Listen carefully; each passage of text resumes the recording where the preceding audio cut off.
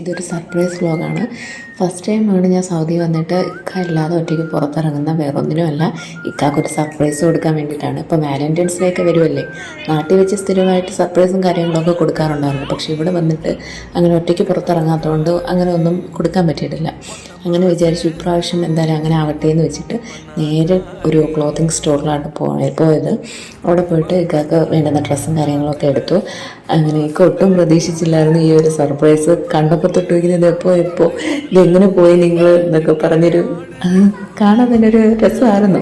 നമ്മുടെ sweet moments എന്നൊക്കെ പറയത്തില്ലേ, എനിക്ക് മെയിനായിട്ട് ഈ സർപ്രൈസ് കൊടുക്കുമ്പം മുഖത്ത് കാണുന്ന ഒരു ഹാപ്പിനെസ് ഇല്ലേ, അത് കാണാൻ ഏറ്റവും ഭയങ്കര ഇഷ്ടമുള്ളൊരു കാര്യമാണ്. ഇങ്ങനെ അതൊക്കെ ഇഷ്ടം ആളൊക്കെ ഫുൾ ഹാപ്പിയായി.